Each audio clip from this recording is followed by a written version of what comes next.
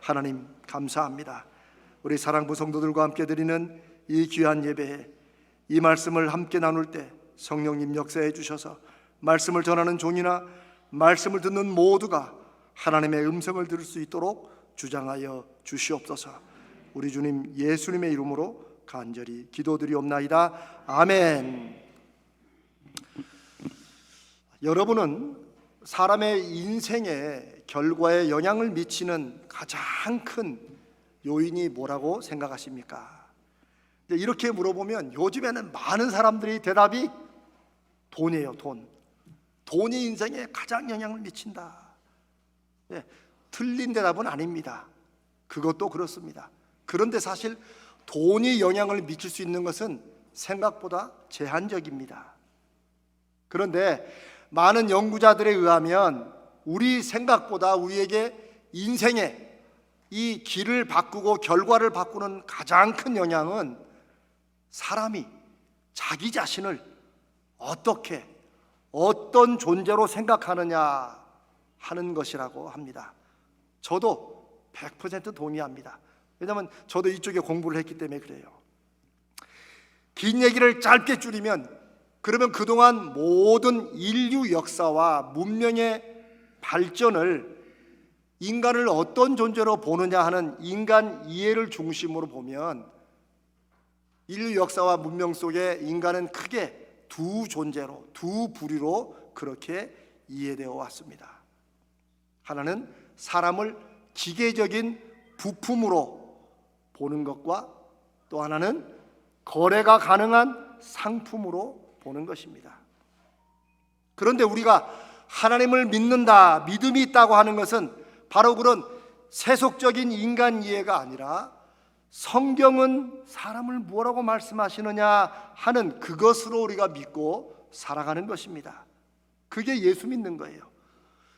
그렇기 때문에 신앙생활을 제대로 하면 세상의 가치관과 성경의 말씀을 믿고 사는 우리와 가치관의 싸움이 날 수밖에 없는 거예요.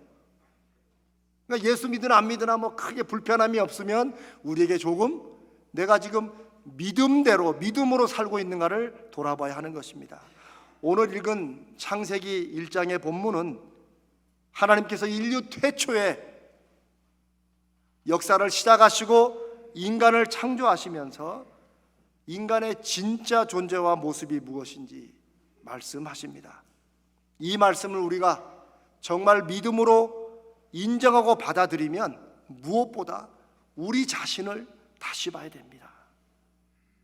믿음으로 사는 것은 우리가 누구인가에 관한 말씀의 확신으로 인간 존재의 본질을 확신하며 이 세상의 다른 인간관과 싸우는 것입니다. 왜냐하면 결국 그게 세상 문명과 역사를 주도하기 때문입니다. 오늘 제가 말씀의 제목도 우리는 누구입니까? 라고 질문을 던진 것도 그 이유입니다. 자, 우리는 누구입니까?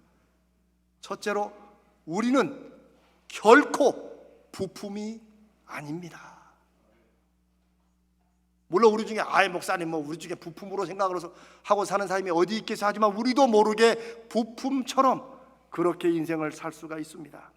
인류 역사는 최근까지 수천 년 넘게 지배자와 피지배자, 그게 왕이었든지 황제였든지 자르였든지 혹은 수상이나 대통령이든지 지배자와 피지배자의 관계로 역사는 진행되어 왔습니다. 그리고 각가지 사회 경제 시스템 속에서 주인과 노예 관계가 중심이었습니다. 그러니 그 속에서 인간 존재는 거대한 사회 구조나 체제 속에서 하나의 부품처럼 취급되었습니다. 특별히 근대 산업사회 속에서 인간은 더 확실히 부품 취급을 받았죠. 공산주의 혁명도 사실은 기계와 노동에 얽매인 인간을 해방하겠다고 했지만 사실은 공산주의만큼 인간을 이념을 위한 부품으로 만든 사상이 없습니다. 그래서 무너지는 거예요. 아직도 안 무너지는 몇 군데는 곧 무너질 겁니다. 왜냐하면 인간은 계속해서 그렇게 살 수가 없는 존재이기 때문입니다. 인간을 부품으로 이해하면 그 순간 인간은 개인의 존재의 의미, 개인의 고유한 가치, 이게 없어집니다. 부품으로서 인간의 특징은 기능입니다. 기능. 존재의 의미고 가치고 모든 것이 부품이 되는 순간 기능이에요. 기능. 기능은 뭐예요? 맡겨진 일을, 역할을 그냥 하기만 하면 되는 거예요. 뭘 느끼든지 좋아하는지 싫어하는지 신경도 안 쓰고 아무도 상관을 안 해요. 그냥 커다란 기계 속에서 그냥 작은 부분을 맡아서 그 역할만 감당하면 되는 거예요. 그리고 얼마든지 더 좋은, 기능이 좋은 부품이 나오면 다른 부품으로 대체될 수 있습니다. 수명을 다하면 쓰고 버릴 수 있어요. 부품으로서의 인간은 그 역할에 대해서 인정을 받지도 못합니다. 우리가 쉬운 얘기로 여러분 핸드폰에서 뭐 좋은 음악을 들을 때, 야, 핸드폰 반도체 정말 역할 잘하네, 야, 반도체 좋다, 이렇게 말합니까? 아닙니다. 싸잡아서 아유, 삼성 뭐 이거 좋네라고 말하죠. 부품으로서 인간은 그런 것입니다. 자기 역할과 존재는 최선을 다한다 할지라도 인정받지 못하고 그냥 전체 기계가 통틀어서 인정을 받을 뿐입니다. 부품이 망가지면 고치든지, 요즘은 고치는 돈보다도 차라리 새로 사는 돈이 더 싸다고 해서 그냥 새 것으로 바꿔버립니다. 문제는 사람이 자기 자신을 그렇게 부품처럼 생각하고 세상이 사람을 부품처럼 생각한다는 거예요. 여러분, 그냥 그 중에 한 예가, 점점점 이 세상에서는 나이가 들어갈수록 두려워합니다.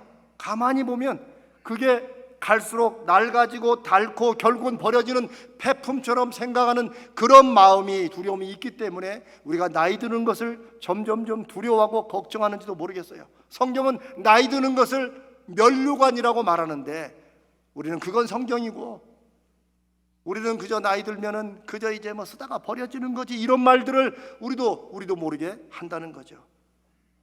부품으로 사는 인생은 무엇을 하든지 마지못해서 하며 살게 됩니다. 자기 인생에서 하는 일은 싫고 좋은 게 없어요. 그저 해야만 되는 의무나 맡겨진 책임이에요. 아까 제가 그랬죠. 아이, 목사님, 우리 중에 뭐 자기를 부품으로 살고 사는 사람들이 어디 있어요? 라고 말하지만 우리는 많이 그런 생각은 안 하지만 우리도 모르게 그런 말을 하며 살아왔어요. 여러분, 이런 얘기 전에 우리 많이 들어봤잖아요. 속된 말로 직장인들이나 누구 일하다가 어려우면 뭐라고 그래요? 아이고, 목구멍이 포도청이니까 하지. 네, 먹는 게 중요하니까 돈 벌기 위해서 한다는 거예요. 아이고, 안 입고 와도 더러워도 내가 그냥 식구들 먹여 살리려고 하는 거야. 이런 말들 여러분이 안 하시고 사셨다면 잘하신 겁니다. 저는 많이 했어요. 옛날에 젊었을 때 많이 했어요. 이런 것입니다.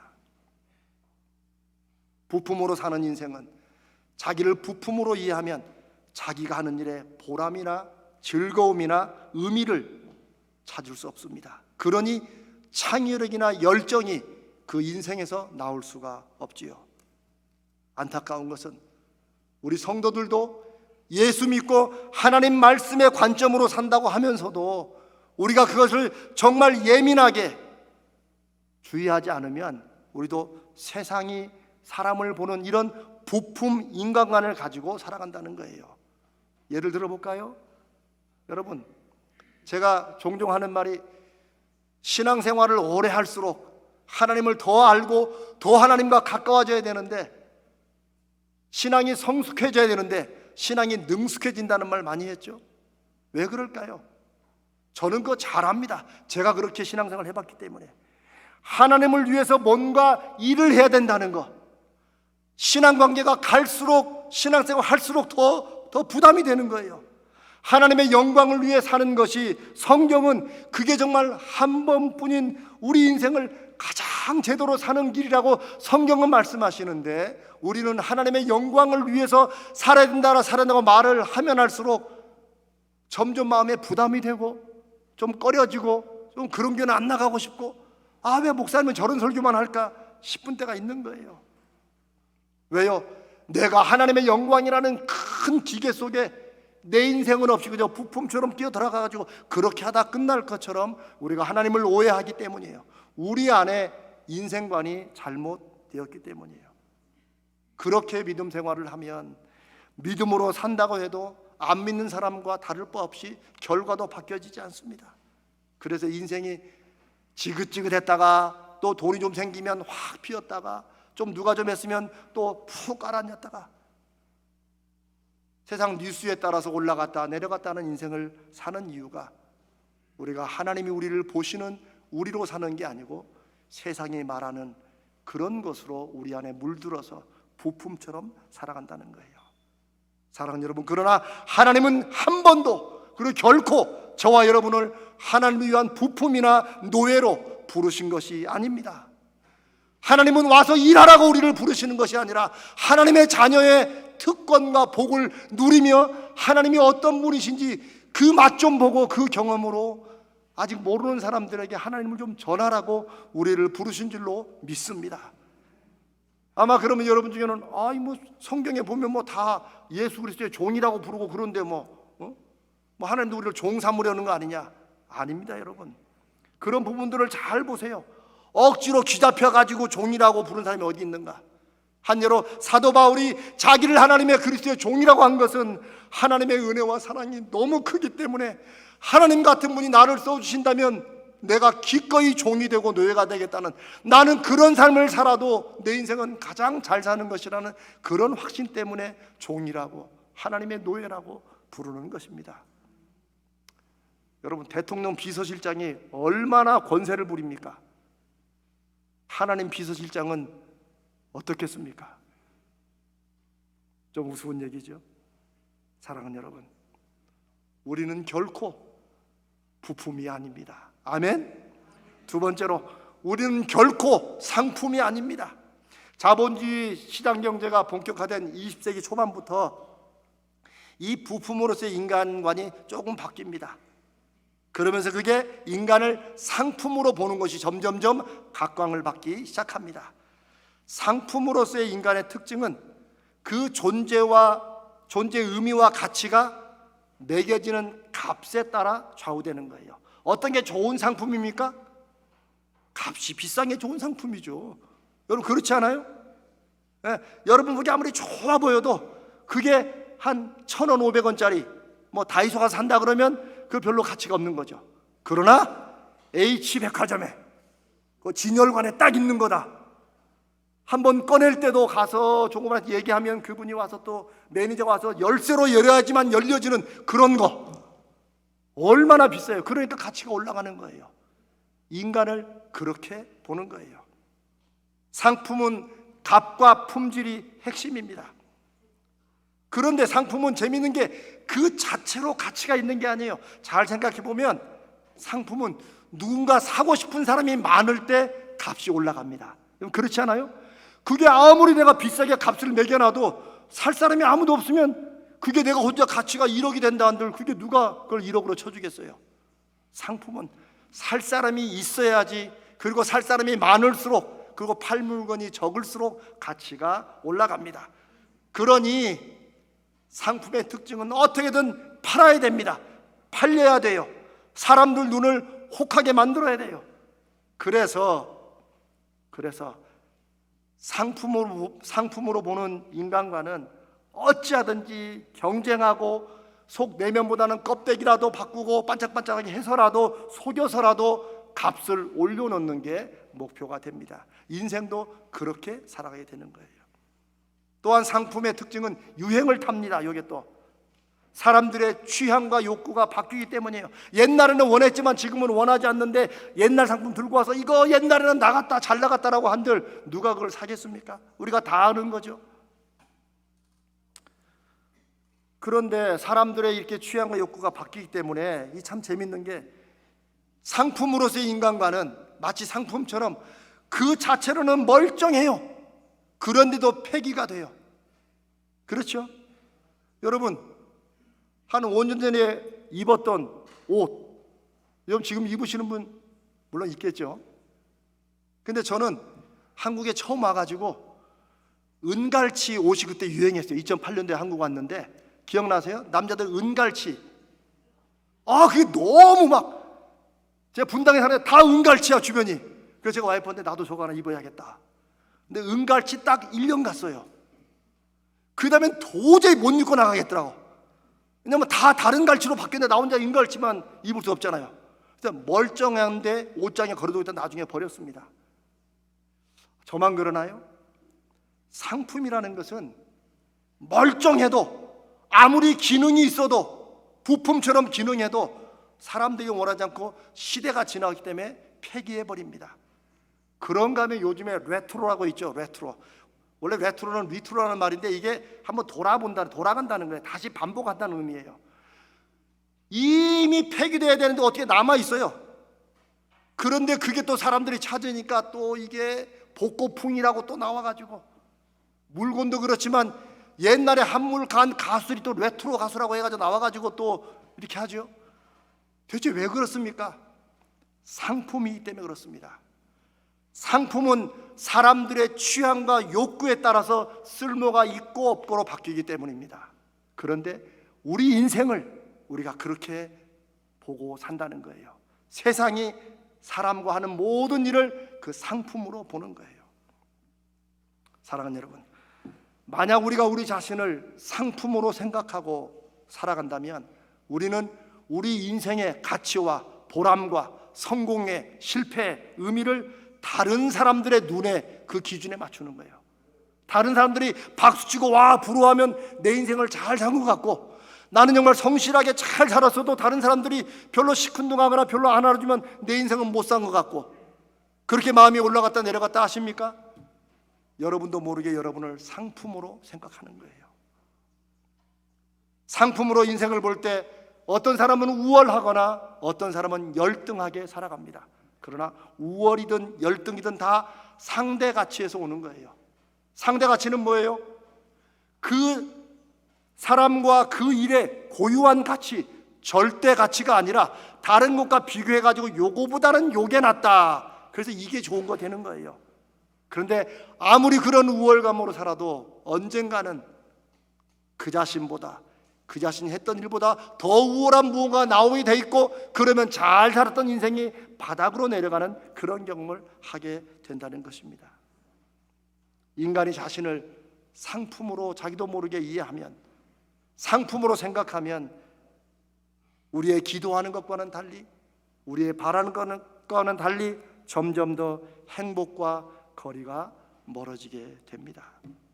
여러분, 벌써 5, 6년 훨씬 넘었습니다만은 앞으로 영원히 갈 것 같지만 그렇지 않다고 우리가 생각하는 K-팝, 한류,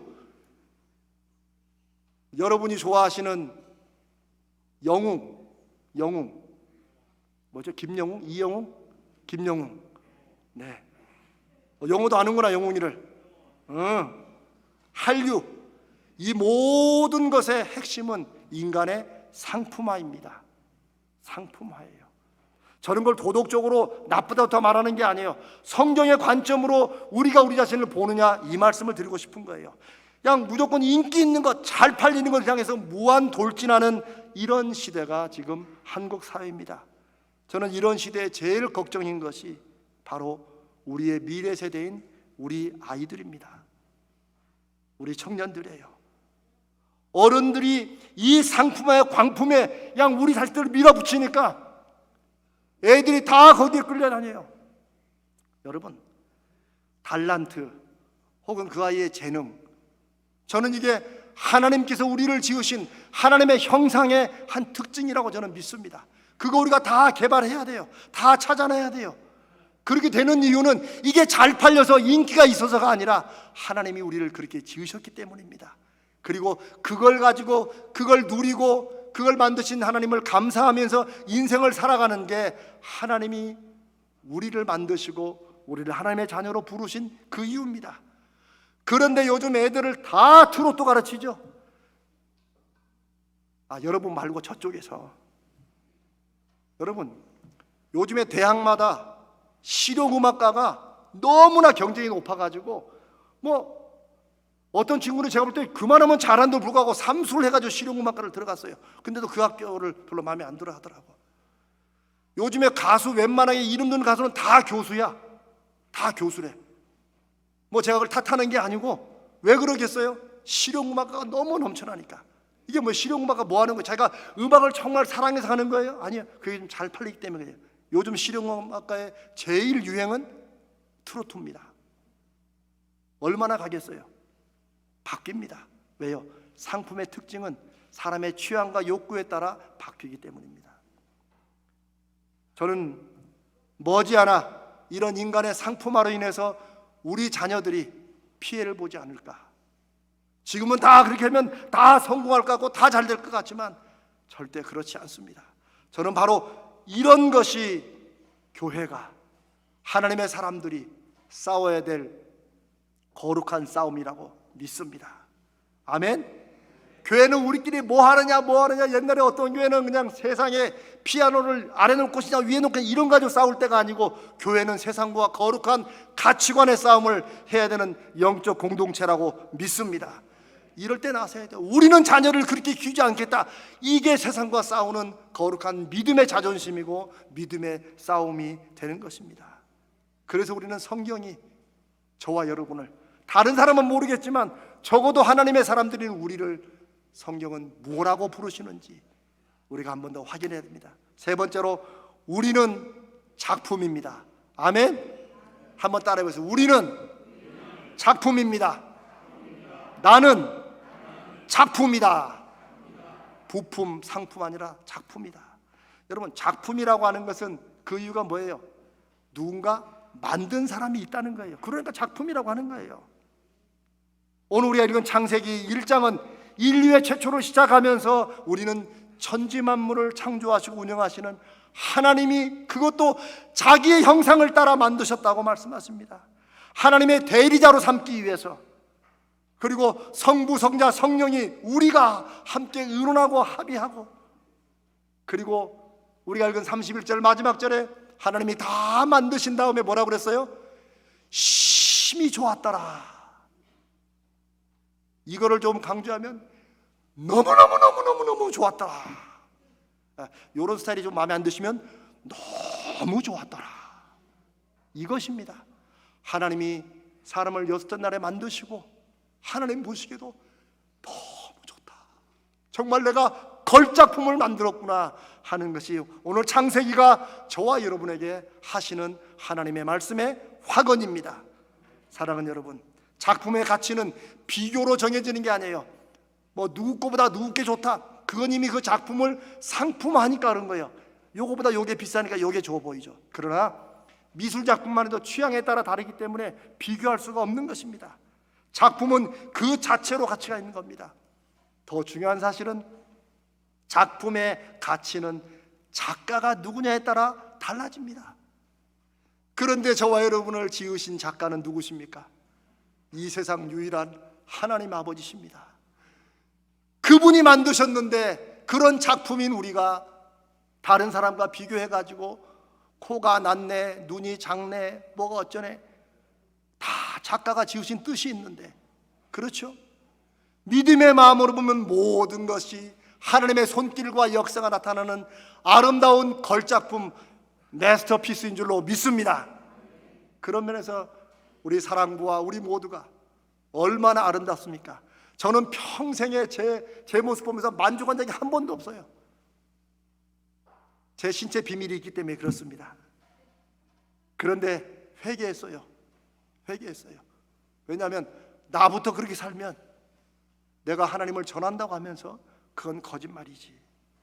사랑하는 여러분, 작품은 시간과 상관이 없고 유행과 상관이 없습니다. 다른 것과 비교해서 가치를 매기려는 게 바보입니다. 우리 모두는 하나님이 지으시고 하나님이 보실 때마다 좋다 하는 그런 작품임을 우리 이 시간 마음속에 확인하시기를 주님의 이름으로 축원합니다. 비교하면 이런저런 부족함이 보이지만 작품은 비교하는 게 아니에요. 여러분, 우리가 비교의 마귀의 시험을 내려놓읍시다. 아멘. 모든 것에 아무것도 비교하지 말고 그저 비교하려면 거울 보고 기막히구나. 하나님이 기막히시다는데 하나님의 눈보다 더 높은 사람이 어디 있어요? 그런 교만 다 내려오시고 하루에 한 번씩은 거울 보시고 기막히구나, 기막히구나. 아니 정말 이렇게 하면 성령께서 잘했다, 잘했다 하실 것입니다. 사랑하는 여러분, 제가 여러분에게 이렇게 좀 우스갯처럼 말씀드리는 것은 여러분 마음속에 좀 들어가라고. 세상 사람들은 그렇게 보지 않을지라도 세상 사람들은 여전히 누군가를 부품으로 여기고 자기 자신을 상품으로 여기면서 가버리려고 살아겠지만, 적어도 예수 믿는 우리들이라도 우리는 부품도 아니고 상품도 아니고 사랑이 많으신 하나님의 특별한 작품이라는 사실을 내가 정말 마음으로 인정하고 이 안에 확신이 들 때 우리 인생이 바뀌고 그 인생이 바뀐 사람들로 인해서 세상이 바뀔 걸로 믿습니다. 하나님은 그렇게 일해 오셨고 지금도 하나님은 그렇게 일하신다고 믿습니다. 사랑하는 여러분, 오늘이 장애인 주일이고 그리고 다음 주는 어린이주일입니다. 4월 말부터 5월 달에는 우리가 하나님 안에서 우리가 서로 확인하고 축복하고 박수치고 감사할 일이 너무나도 많습니다. 물론 1년 내내 그래야겠지만 이번 4월 5월 달이라도 하나님 앞에서 우리에게 자녀를 주신 것이 얼마나 감사한지, 어버이 주일에 우리 부모님들을 주신 게 얼마나 감사한지, 우리가 5월 한 달 한 달 우리 가정과 말씀의 약속을 새겨가는 그런 한 달 되시기를 바랍니다. 오늘 장애인주일에 이런 말씀을 함께 나누게 된 것이 저는 하나님의 뜻이라고 믿습니다. 우리 부모가, 우리 어른들이 영적으로 건강해야 우리 자녀들과 우리 어려운 이웃들과 우리 청년들을 하나님의 말씀 안에 제대로 세우고 도울 수 있습니다. 그리고 그 핵심에는 우리가 우리 자신을 누구로 생각하느냐, 나는 어떤 존재인가 하는 여기에 달려 있습니다. 사랑하는 여러분, 한 번 더 말씀드립니다. 자신을 부품으로 생각하면 사회 속에서 인생을 아무리 살아도 창조성도 없고 그저 주어진 일에 충실하기만 하고 눈 떴으니까 살아있는 거고 눈 감으면 또 자다가 가면 되는 거겠지, 이렇게 사는 거예요. 그게 부품으로 사는 거예요. 자신을 상품으로 생각하면 자기 인생을 어떻게든 간에 경쟁을 통해서 속여서로 다른 사람보다 점수를 올리려고 이것저것 하는, 다른 사람의 기준에 맞추어서 값을 올리고 시대 유행에 따라서 이래저래 바꿔가면서 인생에 올라갔다 내려갔다 하는 그런 인생이 상품처럼 사는 인생입니다. 그러나 오늘 이 말씀을, 이 창세기 1장의 말씀을, 하나님이 우리를 그런 거룩한 신적 합의와 계획으로 우리를 지으시고 심히 좋았다라 하신 말씀이 저와 여러분의 심령 속에 새겨지길 바랍니다. 아멘. 제가 여러분 말이죠, 우리 인생은 올라갔다 어느 순간에 한 번쯤 꺾이는 그런 인생이 아닙니다. 우리 인생은 10대, 20대, 30대, 40대 갈수록 점점 더 성숙해가고 믿음의 열매를 맺는 그런 축복의 인생임을 믿습니다. 아멘. 여러분 얼굴 보세요. 얼마나 귀합니까? 아멘. 하나님이 귀하시다는데 안 귀하다고 하면 그것부터 불신앙입니다. 저는 믿음이 무엇인가? 믿음은 하나님이 그렇다고 그러면 그렇습니다 하는 것이 저는 가장 좋은 믿음이라고 생각합니다. 선악과를 먹지 말라 그러면 안 먹으면 되는데, 뱀이 또 네가 저거 안 먹는 거는 못 먹게 하는 건 하나님이 너처럼 될까봐 이런 말에 얼마나 잘 빠지. 그러니까 갑자기 선악과를 안 먹으면 인생이 무너질 것처럼 이 창세기의 내용이 우리 인생의 딱 모습이에요.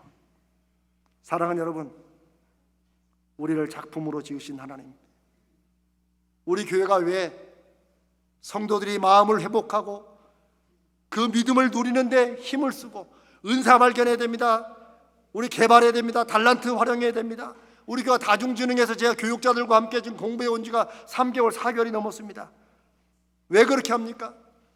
왜 우리가 작년에 60주년의 106센터를 세우고 우리 사람들의, 우리의 하나님의 형상을 어떻게 회복할 것인가에 이유와 초점을 두는 것이 무엇입니까? 하나님이 우리를 그렇게 지으셨기 때문입니다.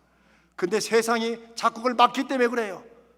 세상이 자꾸 우리를 부품이라고, 우리를 상품이라고, 그래야 인기 있어서 올라간다고, 그래서 이 학원 다녀야 된다고, 저 학원 다녀야 된다고 그렇게 말하기 때문입니다. 사랑하는 여러분, 오늘 말씀을 맺으며 하나님이 저와 여러분을 내 사랑하는 걸작품이라고 말씀하시는데 우리가 끝까지 얼굴 보면서 무슨 작품은 무슨 작품이야. 아이고 이젠 다 낡았지 닳았지. 그러면 누구 손해겠습니까? 하나님 손해겠어요? 우리 손해겠어요? 우리 손해지요. 그러니 사랑하는 여러분, 우리 이 시간 우리 한 번 더 마음에 확증합시다. 하나님, 우리 같은 사람을 하나님의 작품으로 지어주신 것을 감사합니다. 하나님이 우리가 하나님의 걸작품이니 하나님이 우리 신경을 쓰시겠어요? 안 쓰시겠어요? 쓰시겠어요? 안 쓰시겠어요? 쓰시지요. 여러분, 짝퉁과 진품의 비교법 아시죠? 짝퉁은 비 올 때 이렇게 올라가고 진품은 이렇게 들어간다면서요. 하나님의 걸작품인 저와 여러분을 하나님이 그냥 니들 멋대로 살라고 두시겠어요? 아닙니다. 하나님은 성령을 통하여 우리를 세세하게 살피시고 인도하십니다. 그런 주님과 함께 교통하며 사는 것이 신앙생활이고, 그 안에서 우리가 코로나19로 힘들고 세상은 그래도 하나님이 우리를 통하여 일하실 것을 믿고 기대하는 위대한 작품 되시기를, 오늘 이 시간이 저와 여러분이, 우리 가정이 새롭게 되어 이 세상을 변화시키는 첫걸음 되시기를 주님의 이름으로 축복합니다.